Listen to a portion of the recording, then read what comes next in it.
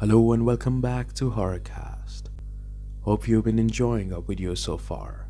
If so, please subscribe to our channel, like the video and leave your comments down below. We shall continue to bring these real-life horror incidents from across the globe for you. Today's story is of a foreign student who is living in the United Kingdom from Malaysia. He went to Manchester for his postgraduate studies in data science. So put up your headphones and let's get down to our story. When I first arrived in Manchester from Malaysia to begin my postgraduate studies in data science, everything felt exciting and surreal. It was my first time living alone in a completely foreign country. The crisp autumn air, the old brick buildings, the fast pace of life, all of it felt like a dream. I found accommodation in a shared house on Grafton Street, about a 10 minutes walk from the University of Manchester. The house was a red brick Victorian terrace, like many others on the street. It had 4 bedrooms, a narrow staircase, and a creaky wooden floor that had seen better days. I moved in with 3 others: Emma, a law student from Liverpool, Marco, an Italian pursuing his PhD in chemistry, and Laila, a quiet girl from Saudi Arabia studying linguistics. We all kept to ourselves, though we shared polite conversations over shared dinners and occasional TV time in the common room. The first odd occurrence happened just 2 weeks after I moved in.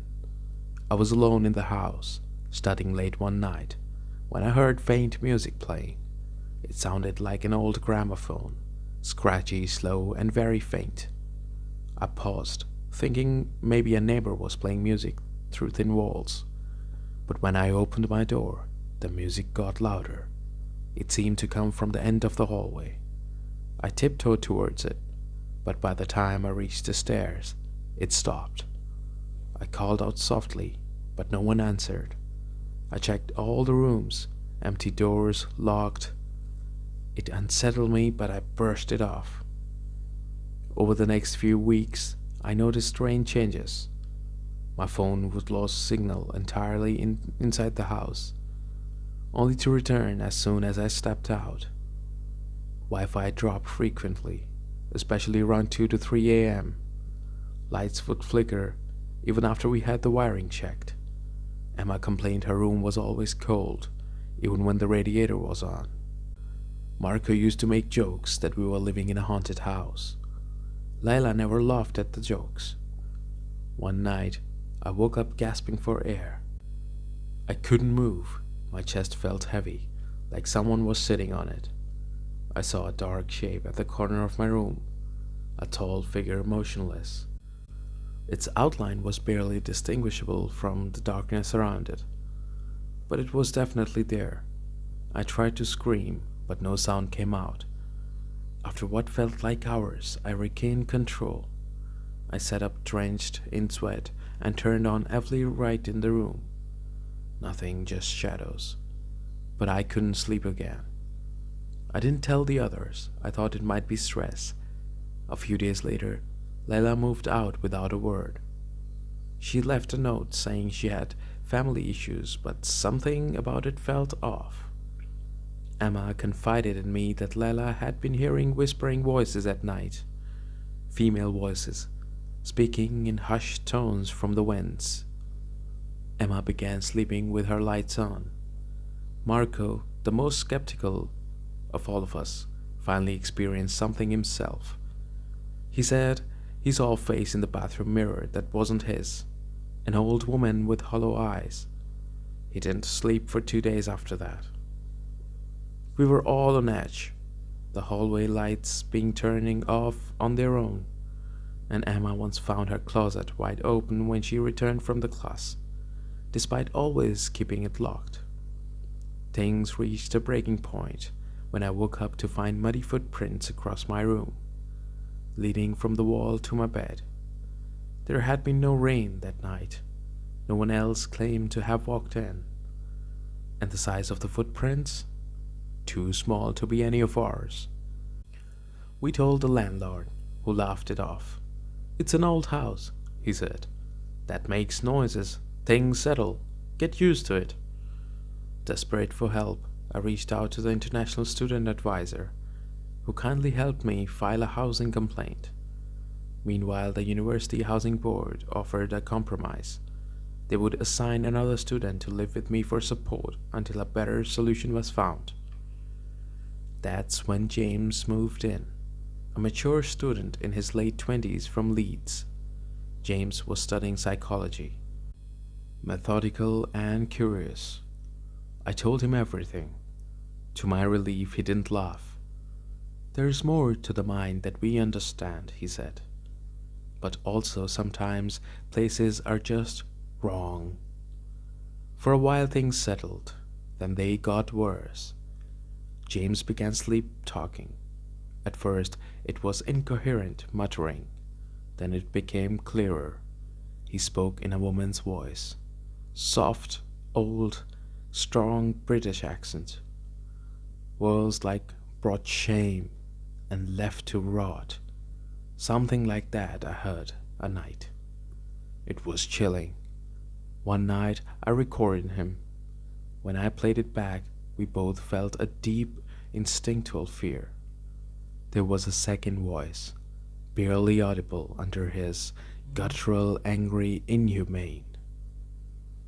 Doors slammed during the day when no one was home. We began to feel watched constantly. James found strange scratches on his arms. We placed a camera in the hallway.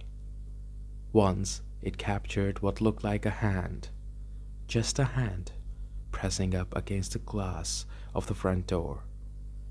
But no one was outside when we checked. One day, James collapsed. He had been growing pale. He had been losing weight.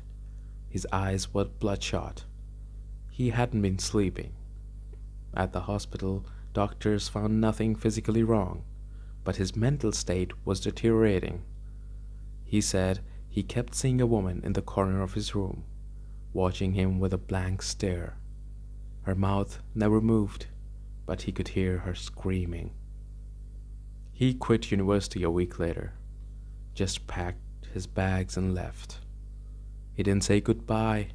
I got a text from him 3 days later that read, "Don't let her in."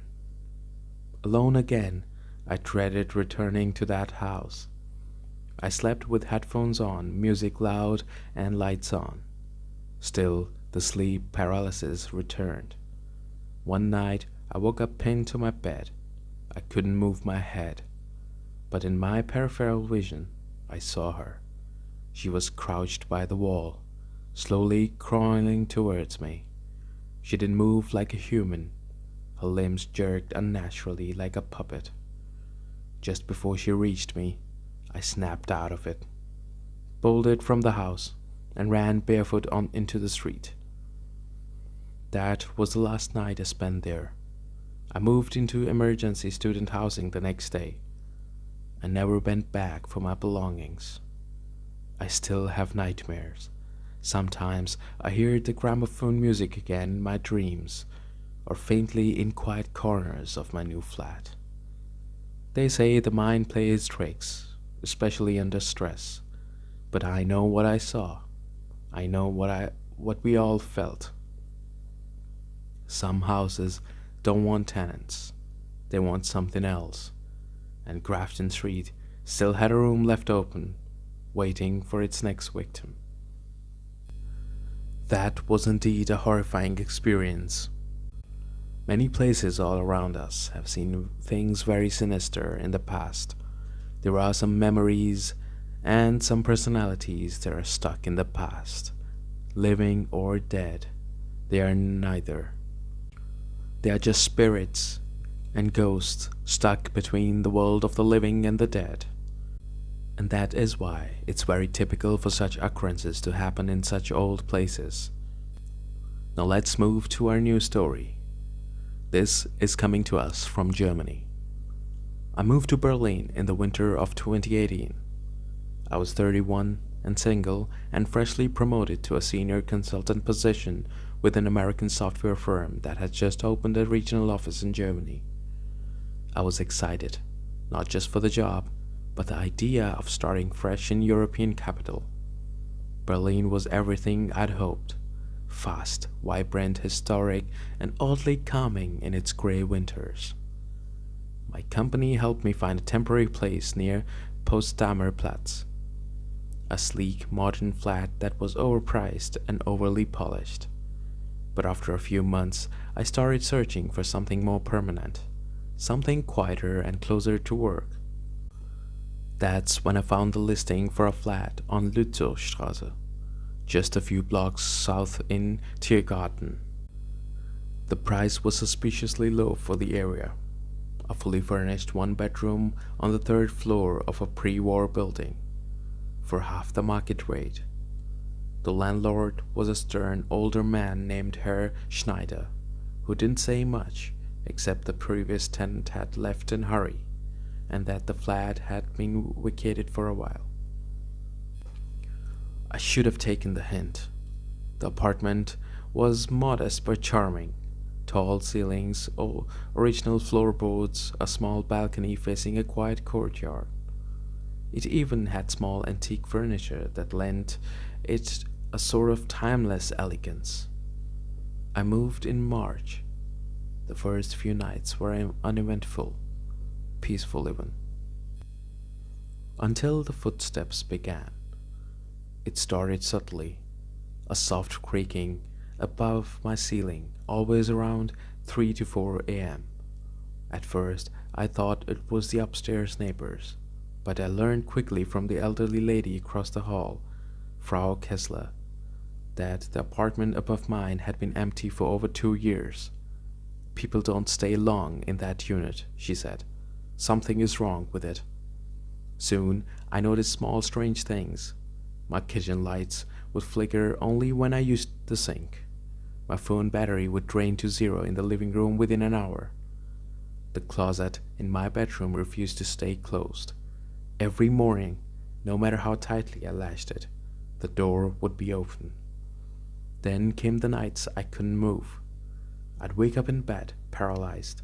My eyes were open, but my body wouldn't respond. The air would feel heavy, like trying to breathe underwater. I'd hear shuffling near the foot of my bed. A shadow would sometimes block the hallway lights I kept on. One night I saw her, a woman with stringly hair, hunched over, whispering something in a language I couldn't recognize. She wasn't threatening, just there, watching, judging, just present. After a month, I began recording audio overnight. I never caught any voices, but I did capture what sounded like furniture being dragged. Heavy scraping sounds in the living room, always when I was dead asleep. Things worsened in April. I came home from work one evening to find word "here," German for here, scratched into my bathroom mirror. Not written, just scratched into the glass, deep and deliberate. I tried to convince myself it had been there before, maybe graffiti from a former tenant. I just hadn't noticed, but I knew better. I emailed my landlord, no reply. Then came the smell, a sickly sweat, stench like rotting flowers and mildews, always strongest in the hallway near the coat closet.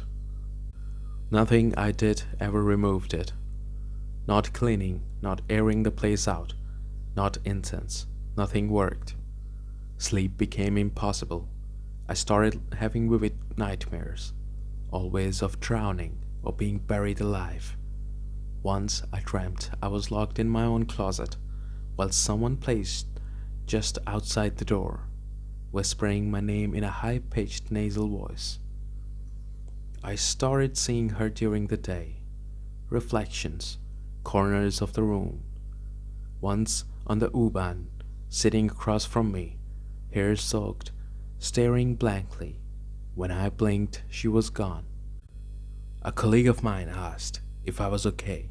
I lied, said I was just adjusting to the new place, but I was unraveling.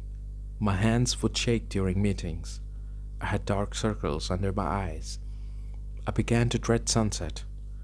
One particularly cold night in early May, I woke up to the sound of water, dripping at first, then a full-on splash, like someone jumping into a pool. I rushed into the bathroom. There was water all over the floor. My bathtub was full, filled to the brim with freezing muddy water. I hadn't touched it in days. As I stepped closer, I saw something floating just beneath the surface. I froze. It looked like a lock of hair. Then slowly it sank on its own, vanishing into the drain as if pulled down by invisible hands. I checked the water pipes, called maintenance. No issues. No one could explain it. The next day, I begged my employer to let me work from home. I didn't want to leave the flat anymore. Not because I liked it, but because I feared what might happen when I come back. I started locking every door inside the apartment, tapping over vents, sleeping with a flashlight clutched in hand. Then something inside me began changing. I stopped responding to messages. I stopped eating slowly. I kept dreaming of her, the woman. I could feel her anger, her despair, and then her invasion. One night, I woke up standing at the foot of my bed. I had no memory of getting up. My closet was open. My reflection in the mirror wasn't mine. My eyes, they weren't right. Terrified, I finally told my supervisor everything. To my surprise, she didn't laugh. She just looked pale and said, "You need to move out now." Within a day, my company offered to transfer me to Munich and put me up in a corporate apartment temporarily. I agreed immediately. But before I left, they sent someone, another American expat, Todd, to check in on me and help with the move. Todd was loud, friendly, and skeptical. "You'll let this place get into your head," he joked. I gave him my key, told him to be careful. He laughed. He lasted 3 days. On the second night, he called me at 4 a.m. in the morning, sobbing. He said he woke up pinned to the ceiling, looking down at his own body. He said a woman was standing in the doorway, her eyes rolled back, mouth open as if screaming, but no sound came out. By the time I arrived back to help retrieve the rest of my things, Todd had already flown back to the US. He'd filed for early release from his contract and refused to speak to me again. I left Berlin the next day. The flat in Munich was sterile and clean, but I kept the lights on for weeks. Even now, years later, I sleep with my door locked and a towel pushed under the gap. I've never heard from Herr Schneider again. Sometimes I wake up at night and think I hear dripping water. Other time, it's footsteps. But worst of all, I still sometimes dream of her, and every dream ends with the same whisper, so faint it feels like it's inside my own head. Ich bin hier. That means I am here. So that was another very chilling account. Germany has a rich history, also of devastation and war, where many lives were lost. And that is why there are many instances in Germany where you can feel some things like that. There are many old buildings that still remain, and in those buildings horrifying things happened years and decades ago, and that still lurk there. So both of these stories were really chilling and scary. There are many such instances that we come across very close to the other side, very close to the people or the spirits who are stuck between the dead and the living. Most of the times these memories are attached with haunted past, sinister crimes of the past that still lurk in the present. Of course, to the skeptics, it is nothing. It's just all hallucinations and dreams that we have in our head, all the thoughts that we just think ourselves. But to others, this is real, because they have felt it, because they have been through it, so they know how real it is and how real it can get. So thanks everyone for watching this video so far, and being with us in this horror journey. Once again, I would like to ask you to subscribe to our channel, like our video, and leave your comments down below. And if you have any real instance that has happened with you, please write to us via email, and we shall share it on our channel with the rest of the world. Thanks very much for watching, and stay tuned for the next video. Until next time.